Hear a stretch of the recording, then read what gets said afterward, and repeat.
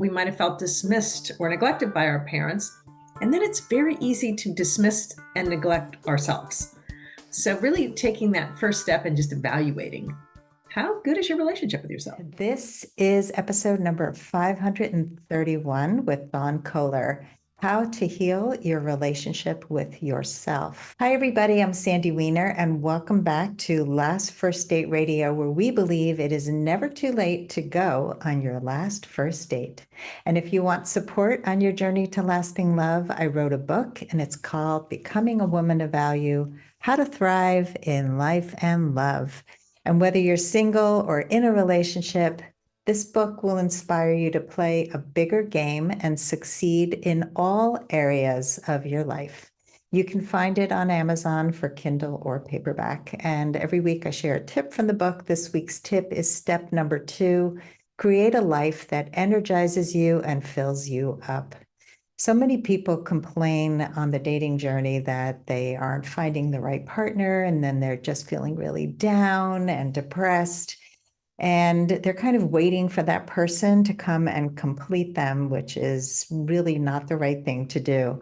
So what I encourage you to do is to really focus on your life. And the more you focus on filling your life up with the things that you love, with work that you love, with people that you love, the more you'll feel abundant. And when you're coming from a place of abundance, you attract much better partners. And so I challenge you this week that if you are in any part of your life lacking inspiration, excitement, any kind of passion, to just really focus on that and just start to really make your life more interesting so that you will not feel a lack when you don't have that partner. One last thing before I bring Dawn on is to give a shout out to my Facebook group. We are 3,600 women strong in there now. It's called Your Last First Date, and I have 7 amazing monitors who keep this group safe and sane. Most groups for single women focus on just complaining and why is life so horrible and what's wrong with my dating life and there are no good men. And we don't allow that in this group. We focus on personal growth. We focus on, yes, sometimes things are hard, but let's talk about what we can do about it, not just complain about it, because we're not into this whole victim thing. We are into self-growth. So if that appeals to you and you're not yet a member, join us at Your Last First Date. And now for my guest, Dawn Kohler. She was an entrepreneur in the computer industry when she was abruptly summoned to take a life-altering course. And what followed was an extraordinary journey that gave her profound insights and a deep understanding of the human dynamic. Combining these insights and her personal experience, she wrote a memoir called The Messages, and she is a sought-after executive coach. Her clients have included many of the most influential women in entertainment, as well as senior leaders at companies like Sony Pictures, NBC Universal, Lionsgate, DreamWorks, Fox, Snapchat, Disney, and Amazon. And I had her on my other podcast, the Woman of Value podcast, and I liked her so much, I invited her to come and join us here. So welcome again to Dawn. Thank you, Sandy. I appreciate it. It was such a fun interview last time, and I'm looking forward to today. Me too. Let's talk a little bit about our relationships with ourselves. How do we start to access it? Because so many people probably are just so disconnected. It's so true. And it's interesting when we take a moment to do what we would in any relationship with another person, but really apply that to yourself and evaluate what's the state of that current relationship and do an assessment. How much quality time are you spending with yourself? How well do you listen to yourself, your needs, your feelings, your desires that are rising up, and to your body and what your body's telling you? How do you treat yourself when you're hurt or when you have a setback or feel like you've failed at something or at some time? And how well do you recognize your efforts, your successes, the positive impact that you have on others? When you take the time to kind of ask those questions and really look at your relationship, and what kind of grade would you give it? Is it a D? Is it a C? Is it an A? I mean, how well are you really relating to yourself? When I first did this with my own relationship with myself, what the first thing I noticed was how often I was treating myself the way my parents treated me. And I think that a lot of people have that experience. We treat ourselves the way our parents treated us. And sometimes that's a good thing because, our parents treated us quite well. Oftentimes, though, either their own busyness or neglect or illness or whatever it was, we might have felt dismissed or neglected by our parents. And then it's very easy to dismiss and neglect ourselves. So, really taking that first step and just evaluating how good is your relationship with yourself? Just to start asking those questions and really kind of begin to see the truth of how we treat ourselves. 'Cause I would say most of us treat ourselves in ways we would never treat anybody else. Right. And it's so crucial to establishing that strong relationship with self. If you really want to have the last first date, we've got to treat ourselves in such a way because how we treat ourselves is often how we attract other people as well. And just to your point, just shoring up that inner core, having a stronger inner core is going to attract a different type of person. Right. So having a stronger inner core is really important. And so let's talk a little more about how our relationship with ourselves impacts the relationship that we have with others. Well, certainly, if we don't have a very good relationship with ourselves, if we're really not aware of some needs, if we're not aware that our inner landscape and where things might come up, then what can happen is we have a hidden agenda. And the hidden agenda is hidden to us, and it's certainly hidden to whoever we're attracting, because we're really not aware or don't have enough of self awareness to some of our unmet needs, and particularly unmet childhood needs, which most of us have. They might creep up, and they do if we're not really paying attention in situations or in previous relationships. But if we haven't really paid much attention to them and continued to dismiss them or push them down or medicate them with all the different ways that we have of anesthetizing ourselves these days, they're going to stay. They're going to continue to be disruptive in our relationships. So, understanding that the more we become conscious of what's going on in our inner world, the less disruptive it will be in our relationships. One of the best books I've read on this, and you might be familiar with her, Margaret Paul has a book called Inner Bonding. Mm-hmm. And I think she does a really good job of doing the work of really understanding the inner child and what that inner child went through, what some of those needs are, and how those needs present themselves in relationship. I had gone to one of her workshops once, and she equates it, she'd have two people, a couple stand up in the middle of the room, and each one of them had a teddy bear behind their back. And that teddy bear represented their unmet childhood needs. And they didn't see the teddy bear, and either did the partner. And usually the teddy bear doesn't come out to the forefront of the relationship or start driving behavior until, we're into the second, third, fourth month, and then we're becoming vulnerable to that person. And once we become vulnerable, we can slip into those childlike states or childlike needs because vulnerability does expose that part of ourselves. And that's when things can start to go awry a little bit, because as those needs come up, our partner either meets those needs in a kind and loving way, and which hopefully allows us to meet those needs in a kind and loving way, or we start to get involved in a push-pull dynamic. Them not wanting that and you pulling away when you feel rejected by it, and then dance starts to begin in subtle ways or not such subtle ways. So, one needs to understand what the needs are of their little bear and pull it in front of them and talk to that part of you now before you're hiding it from your potential partner in the future. I like the hidden little bear behind the back.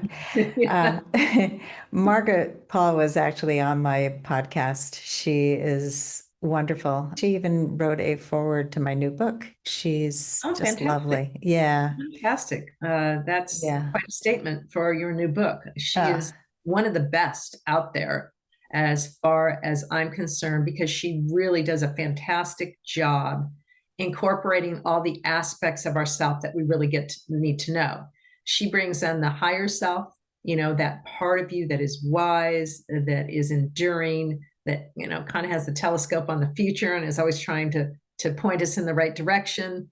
And then the adult self that we are today, and then the child self and some of the benefits and natural gifts of that child, and as well as their wounds. By connecting those three parts of self, understanding them, nurturing them, we really become whole within ourselves. And again, one of the main ways you strengthen that inner core is to have great relationships between those three aspects of self. So I'm a huge fan of hers. She does a great job. Love her workshops, love her books. I love her too. And it is such important work. I think so many of us are not aware that the part of us that's responding to something is that inner child or the wounded self that got wounded so many years ago. And it's, that reactivity that we have to something. And it's like, wait, where did that come from? I don't even know. And once you start to shine a light on, oh, that's, 10-year-old me or 5-year-old me. I mean, I have clients who were hurt so badly in childhood and they still struggle with trust and think that people are going to abandon them. And it's all connected to the past. But, we don't want to also just continue to blame our parents for the way we turned out, right? We want to be able to move on. So do you have any advice for how to stop doing the blame game? It doesn't benefit anybody to blame them. Our parents were responsible to a certain point, but the thoughts that we're carrying forward, we're choosing to carry them forward. So at the point that, we reach adulthood, it's important to get the accountability where it belongs. If you were neglected, if you were abused, if you had trauma, it wasn't your fault. It was their fault. They were in charge of caring for you in a way that supported you to a healthy state. If that didn't happen, yes, they're accountable for that. But now, damage done, it's yours, falls in your court. So at this point, where we hold them accountable and don't blame ourselves as if I deserved to be treated that way, once we take that up, okay, we didn't deserve it, but here's what it did to me. And here's what it did to me, we have to take ownership for that because nobody else can heal what it did to them except for you. And trying to blame, trying to get apologies, trying to do all of that at a certain point is never going to scratch the right itch anyway. It's really about now your relationship with yourself. How are you tending to the wounds of the past? Are you supporting yourself? Are you nurturing yourself? Are you judging yourself? Are you highly critical? Are you anesthetizing? Are you dismissing? What's happening now is what you are doing with you. The past is set a pattern, perhaps, but if we're still doing it today, we're the ones carrying on the pattern. Yeah, and I think it's great that you made the distinction between our responsibility for how we turned out. It's not blaming the parents, it's not blaming ourselves, but it is taking responsibility for healing and moving forward because we can't change the past, but we can change the present and the future. Right. Absolutely. Absolutely. Yeah. And also, at this point, it's being responsible for the impact on others. As you know, I come from pretty traumatic abuse, and trust has been an issue for me in relationships. And because it's an issue, I have a tendency to do a push-pull dynamic. And as much as I want somebody close, in those points of vulnerability, I can get scared and then push away. And that can be rejecting to the other person. So now I've got to look at, okay, I've got a survival behavior that's going on to protect me, but now it's having a negative impact on somebody else. So I have to be accountable for that. I've got to do my healing. So if somebody comes into my world that really cares and loves me and with good intentions, I'm not rejecting them because of something that happened to me 30 years ago, because that's perpetrating rejection and pain. Let's take a quick break to hear from our sponsors. This episode is brought to you by Amazon Music Unlimited. You can listen to over 70 million songs and thousands of playlists and stations Plus, you can now stream your favorite podcasts like Last First Date Radio. You can listen to any song, anytime, anywhere, on any of your devices, your smartphone, your tablet, your PC or Mac, Fire TV, and any Alexa-enabled devices like the Amazon Echo. Get Amazon Music Unlimited for free for 30 days. Just head on over to getamazonmusic.com/lastfirstdate to learn more and claim this offer. If you can go into a little more detail about some of those reactivity, some of the ways we can be reactive, some of the ways we can take out our past on the person in front of us, that would be really helpful. Well, again, if we don't know and we are unconscious of our survival strategies and we get ourselves in vulnerable positions, which we typically do in relationships because of the level of intimacy, and then we have intimacy fears. And I want to make a correction to the intimacy fears, because when I first heard that statement, I thought, wait a minute, I'm not afraid to be intimate with somebody. Intimacy fears are what you fear is going to happen after you're intimate with somebody. It's not that you're afraid to take up your clothes or to make love with somebody. It's not that at all. It pops up 2-3 days or weeks or a month later when you like, oh my goodness, I was very vulnerable. Now what's going to happen?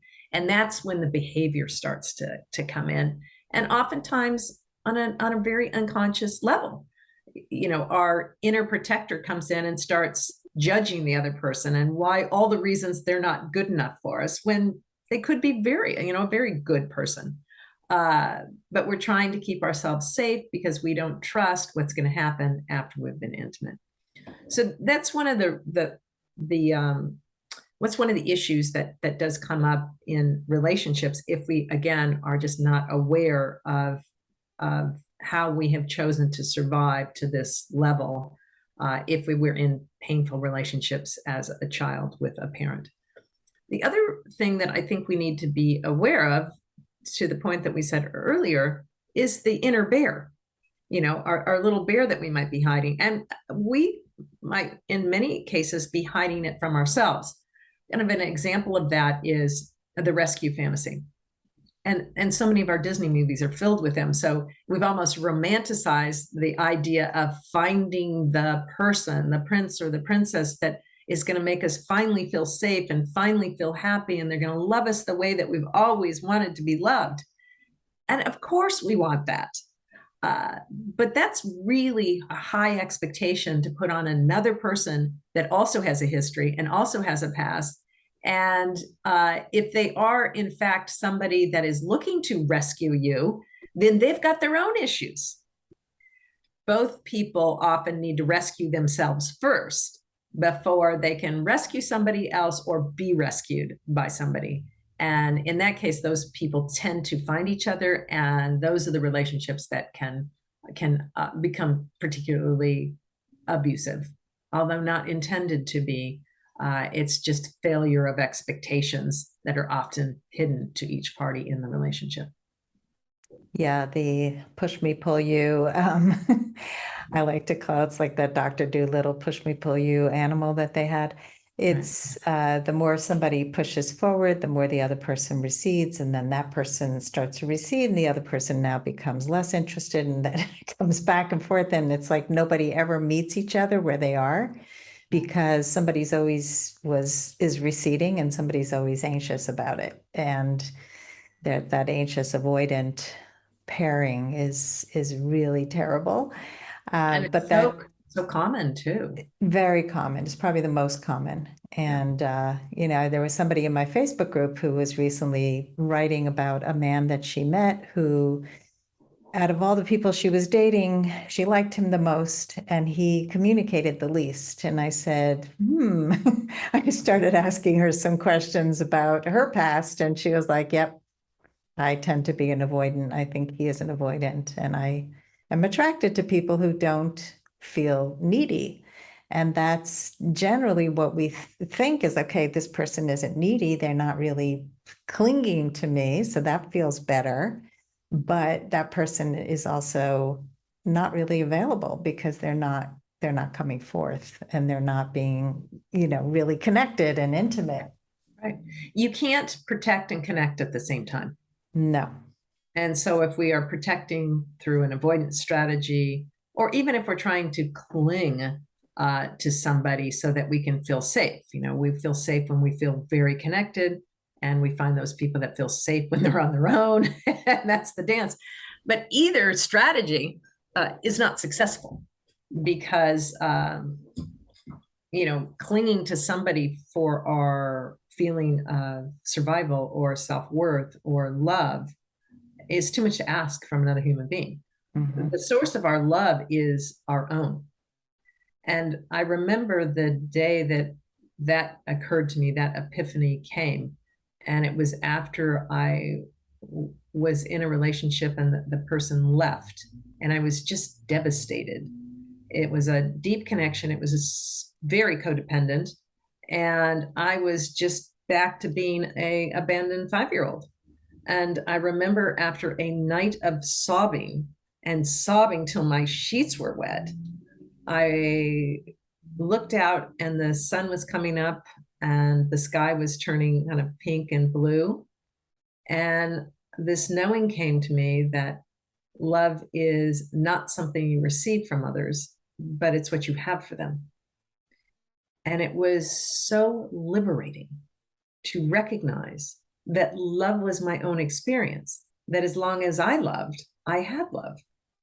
And that alone allowed me to change the course of my relationship trajectory because I had a source inside of me. I had that resource inside of me. It wasn't going to be dependent on a partner. That's a huge epiphany. I think so many people wait for somebody to complete them, that we just have so many destructive myths about love being unconditional. It's all you need.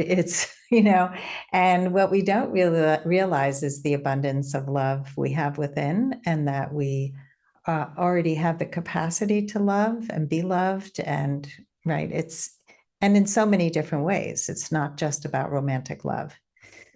And even understanding what love means.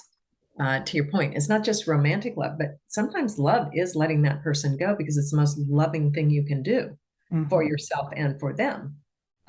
Sometimes, love can just mean so many things. And I often ask myself, or will tell my own clients, what's the most loving thing you can do in this situation? And really challenge yourself, because it isn't always, well, I should hold them or nurture them. It might not be. It might be to stop enabling them.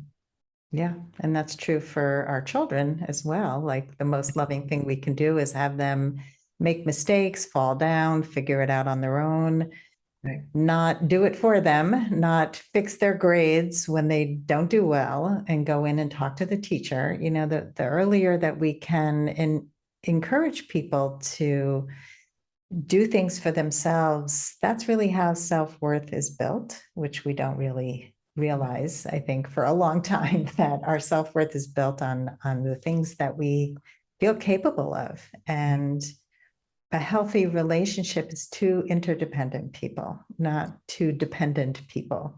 Right. And I think it's such an important point, because unless we have a good relationship with ourselves, what we're trying to do is control everybody else to manage our inner world. Like, oh, well, if my child does well, and if my child performs to this level, it will mean that I'm okay, that I did a good job as a parent.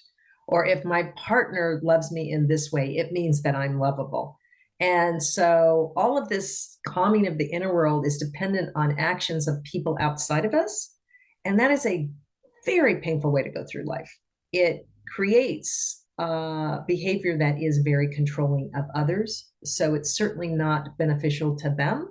And it's certainly not beneficial to who we are, nor will it ever really solve the issues that are causing the controlling behavior in the first place. We've got to build that stronger relationship with ourselves, trust ourselves, and our barometer of self-worth needs to be an internal experience, not one dependent on somebody external to us or an accomplishment external to us. Yeah, I mean, that's So pivotal what you just shared. And it's such a hard thing in today's day and age with social media and people depending on people liking them and noticing them. And oh my God, there's so much external validation that is so common. And to really take away your focus from the external and go to the internal and fill yourself, your inner bonding. And it is just so crucial and so hard to do today. So if you can share some steps to have a better relationship, I mean, you've kind of been sharing all along, but if you can kind of outline some of those steps, that would be great. Well, first I would say, start by being your own best friend. And really say, I'm going to be my own best friend for a while here. And instead of running off to please or take care of all the other things in my world, just stop for a minute and make that declaration. Then I would pick up a journal and start communicating with yourself on a regular basis. I mean, a morning check-in. How are you doing? How are you feeling? And for some people, this is foreign. They've really never done it before. I had one client that I asked her to do this because she had tremendous issues with self-worth. And it was too painful for her to even have recognize herself in a journal, to even write something in a journal. She couldn't do it. And that's a very damaged relationship with self. So she had to desensitize herself to the fear she felt by even picking up that journal until she could start to do it. But it's one of the most loving things you can do for yourself is just to sit down and say, how are you doing today? What do you want me to know today? What can I do to support you today?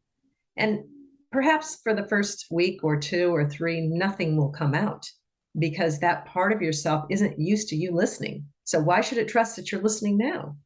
It is consistency, it's repetition, it is showing up for yourself on a regular basis, just like you would a young child who was hurt, until that part of you says, wow, she keeps coming back. Maybe I can tiptoe into this. Maybe I can trust her. If you do sense that there's a real disconnect from your past or from your childhood self, I'd take a picture of yourself when you were somewhere between 5 and 10, put it up or put it in your journal so that you have a conversation with her. How are you feeling? What impacted you? What do you love to do? How can I bring you joy? What brought you joy then? Am I experiencing joy now? And how can I nurture that? Because that childhood self is truly where we find our joy. When we're doing something that we're tapping into being very present and touching that place of where we're loving somebody else or loving ourselves or loving nature or loving riding our bike or swimming in the ocean, that's just joy. So I would say connect with that. The other thing that I often give my clients, especially if there's a self-esteem issue, and it's so powerful, is an exercise I call recognition moments. And recognition moments is I will have them at the end of their workday write down 3 things that they did well. And it can be anything. It can be something they accomplished at work. It can be that they called their mother. It can be that they walked the dog and the benefit to the dog from walking it. It can be that they, finished the project or that they had a great meeting with one of their direct reports. Whatever it is, just take 3 minutes at the end of the day, 5 minutes at the end of the day to recognize 3 things. And I can visually see a shift in people, in my clients, when they've done this for 2 to 3 weeks in a row. There is, again, strengthening your core. Oftentimes we're not recognizing anything about us. We'll be very busy into the week, month, quarter. We'll go, God, I've been busy, but I have no idea what I've done. And I'm feeling pretty lost. And that's often because we just didn't take the time to say, put the gas back in the tank. Look at what I've accomplished this week. Look what I accomplished today. Look at the positive impact that I have today. And that really goes a long way in that self-recognition. It's also fascinating to me how often when people do this, they no longer have the same complaint that my boss doesn't recognize me. My husband doesn't recognize me enough. My mother doesn't call enough or whatever it is, because it's less dependent on these outside folks. You're recognizing you, and that's what you need. So that would be the other thing. And then Um, Two others, I would say pay attention to your self-talk. It's so crucial. If our inner critic is getting the best of us, it's really hard to feel positive about ourselves if we are continually putting ourselves down or not being enough. The comparative approach is just a terrible way to go through life. Well, they have some more likes than I do, or look at how much fun they're having in all their Facebook's posts. You know, you never know what's going on behind those Facebook posts. It's often not as pretty as what we're putting up there. So the comparative approach is just, I would absolutely eliminate that and pay attention to your self-talk. And then lastly, I'm sure we talk about this in couples counseling and things like that. Take yourself out on a date once a week and make it that time for you. And the date can be, I'm gonna take the next hour and pick up a book or go to the bookstore or get some tea or walk into the park but make a conscious intention that this is a date with yourself. You're gonna go take yourself out and talk to you and do something that you truly enjoy. Not what the kids do or the spouse does, just what you truly love. Make a date of it. Wow. Great tips. So much is going on in my brain as you're talking. I took a course called Positive Intelligence, and it's really about banishing the negative self-talk and tapping into your higher self, your sage self. And one of the exercises was taking a photo of yourself at a young age and talking to that child, because that child often did not get the love that they needed. And just being able to talk to her and to nurture her and to reparent her and to do all those things that we just neglected and we didn't even realize that we're missing for so much of our life, or that we could give it back to that part of ourselves. But the self-talk, the critical self, the three things that you did well, we forget to celebrate. We just focus on that negative bias. That's where our brain goes for everything. And just to have people focusing on what was good, what are you grateful for? What are you celebrating today? What did you do well?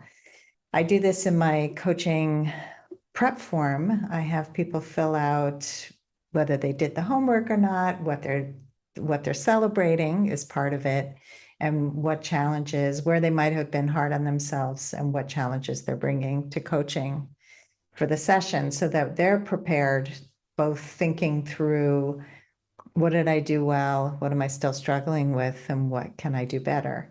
And so if we don't add that, what did I do well, we're just looking at what's wrong with me. And really understanding how you need to be soothed. I think that's so important because we set people up. We don't share how we need to be soothed, and we leave it up to them to figure it out. And that's a hard one, that's a real hard one, because if they don't naturally soothe us the way we need to be soothed, then they've failed in our eyes. But if we're trying to make it work, or it just starts the kind of downward spiral. So knowing how you need to be soothed and communicating that to the person you're dating, and I would say, fairly early on in the relationship, because it helps. Just the communication is important. I think we think of vulnerability as sexual vulnerability, but vulnerability is really when you're sharing your truth.